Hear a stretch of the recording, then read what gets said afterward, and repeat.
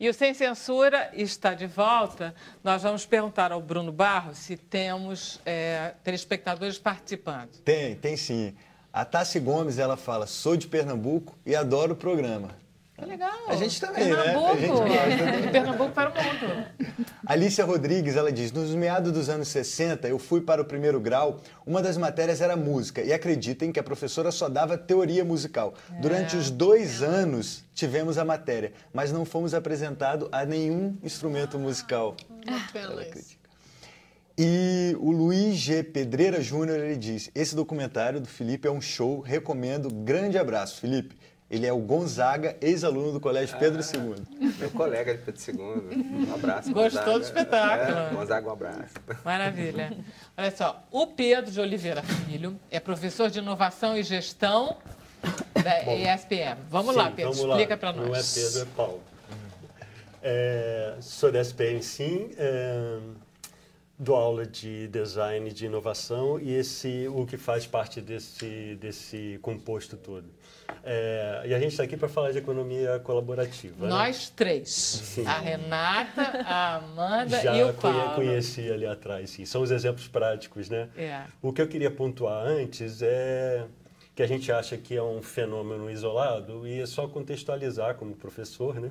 Que faz parte de uma sequência de fenômenos, de acontecimento, talvez começando com a própria queda do muro. A gente não para muito para perceber o que a queda do muro representou, mas não fosse a queda do muro naquela época, interrupção da Guerra Fria, a gente não teria acesso à quantidade de tecnologia que foi parar no mercado. Todas essas tecnologias que a gente tem aqui hoje eram tecnologias militares que eram guardadas para as guerras militares.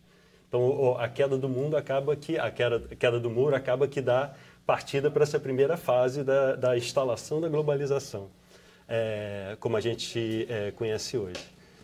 Depois, um outro fenômeno que é paralelo a esse, que influencia isso tudo, a economia, naquela época, no 1950, pós-guerra, começou a se verificar que boa parte da produção de riqueza não advinha mais da produção industrial e sim da produção de serviço.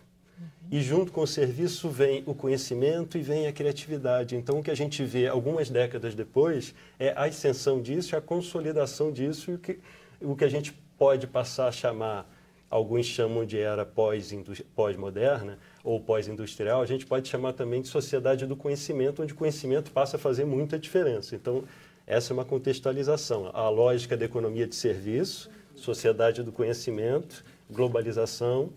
E um tempo depois, isso a gente viu há pouco tempo, eu acho que é um momento crítico também, crise de 2008 e mais ou menos essa época que acontece na Europa. A crise das hipotecas nos Estados Unidos. Sim. Só que o impacto na Europa ele é enorme e a Europa, por ter uma tradição de sobrevivência às guerras, que a gente estava falando mais cedo, todas as famílias, isso acontece até hoje, tem naquelas discussões com os avós, com tios que viveram aqueles horrores, tem na formação familiar algo de que, se algo estranho acontecer, a gente mais ou menos sabe porque tem alguma história, enfim. Estão acostumados ou foram acostumados a passar certas restrições em relação à alimentação, em relação à colaboração.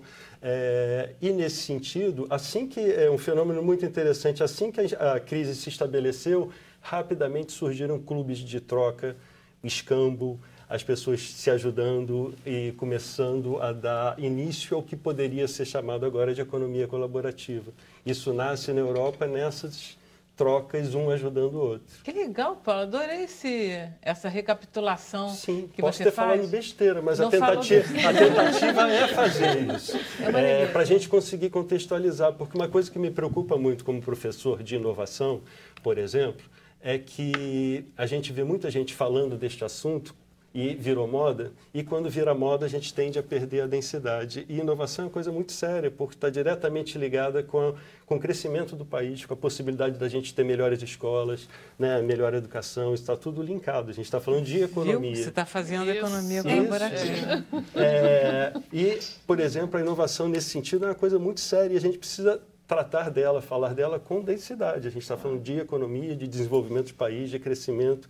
E a economia colaborativa está nesse meio também. Ela permite que o país cresça, é o que você está dizendo. Sim, mas com base no que é possível, no que já teve de exemplo lá fora, para a gente entender onde a gente está situado, para não estar... A gente tem exemplos consistentes aqui no Brasil da economia colaborativa? Já tem, sim. A gente tem aqui exemplos consistentes. Não é uma gestãozinha de crise passageira, exatamente. Isso que você está dizendo. Para coisa parecido, parte desse fenômeno também acabou pegando a perna lateral, economia criativa. A gente tem exemplos, sim, e eu queria pontuar, a gente tem, parecido com o que a Europa viveu, e vocês estavam falando dos exilados aqui um pouco antes, a gente tem nas favelas, por conta das dificuldades, estes exilados que trabalham a economia colaborativa desde sempre, né?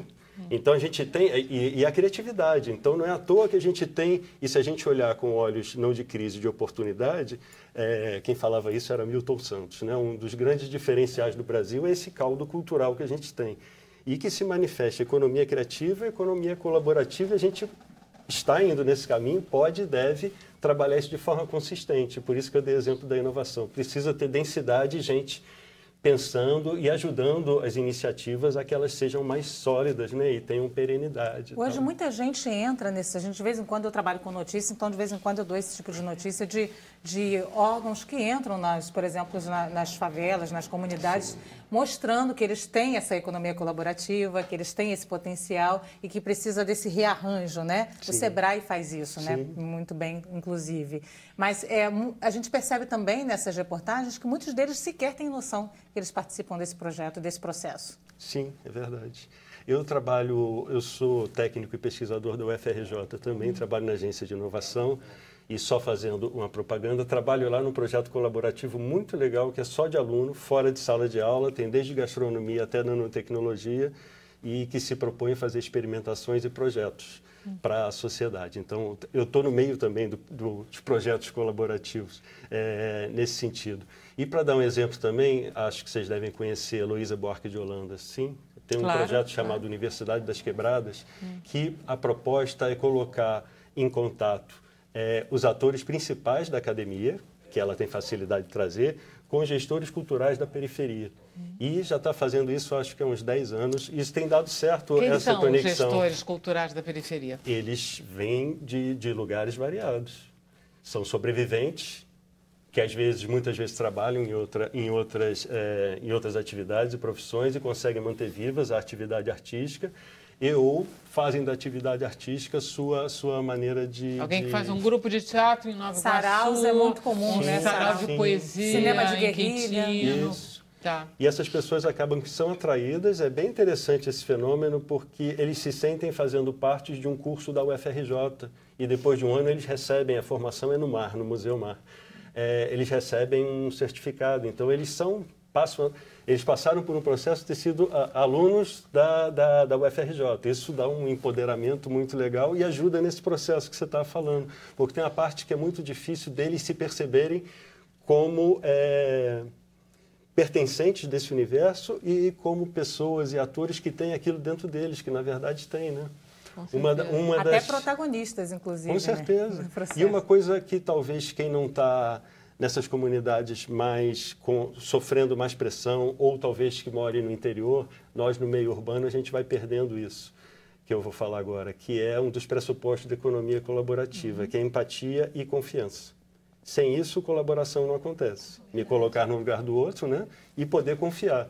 Que é eu tenho que pedir uma das roupas emprestadas da Amanda e ela vai ter que me emprestar, porque senão eu não ela vai te emprestar com prazer, mas aí o pressuposto é que você também devolva aí, né? Exatamente. E aí a coisa circula. Que eu acho que é um dos poucos gargalos, que o resto é tudo positivo, né?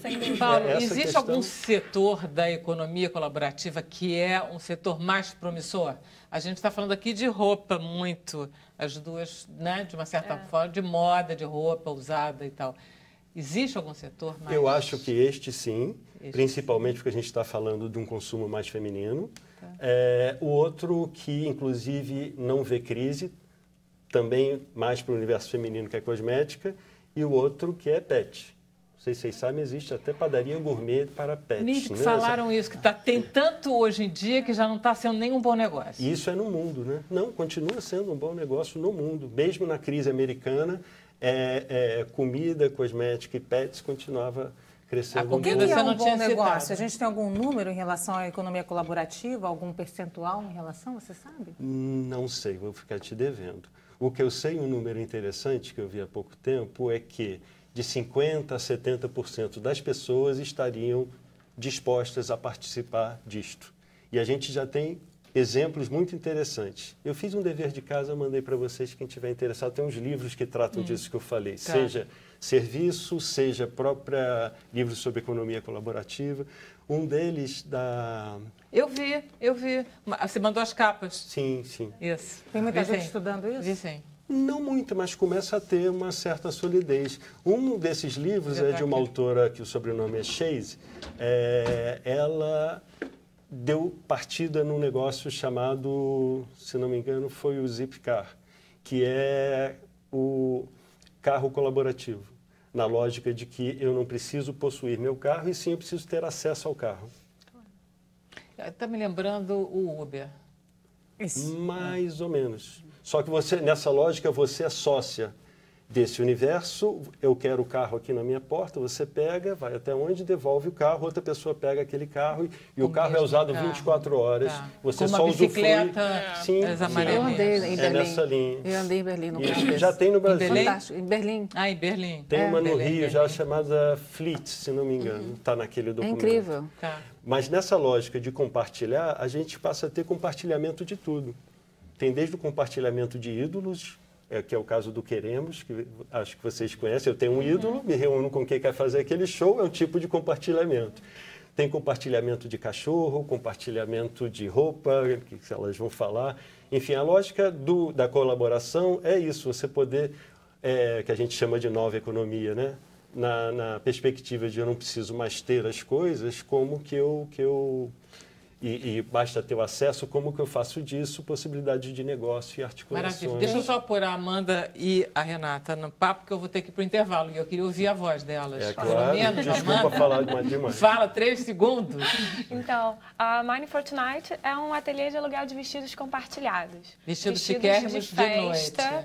Vestidos de festa que são mais caros, mais arrumados e que as pessoas acabam usando pouquíssimas vezes e às vezes até uma só. Então, nosso objetivo foi dar vida a essas peças, dar movimento a elas, dar um novo uso, porque ela está parada no armário, acumulando mofo, e ela pode servir perfeitamente para uma outra menina. Maravilha. É aluguel ou compra? É aluguel. Aluguel, ok. E Renata? Então, a feira de trocas e sustentabilidade de Zapex, É. ela não é só de roupa. Tá. É de tudo. Eu Qualquer esperava tipo mesmo que você fosse defender o seu. É de objetos, de serviços. E a gente diz que a maior troca que a gente tem lá é de afeto. Né? Porque a base é como o Paulo falou, né? A base mesmo é a confiança. A base para a economia colaborativa é o amor, né? E daí vem todo o resto. Bom, vamos para o intervalo, a gente volta. Tá bom? A gente agora vai para o intervalo, mas ainda tem o último bloco do programa, viu? Que sorte que a gente tem. O Sem Censura é um programa da TV Brasil. Vamos lá e voltamos.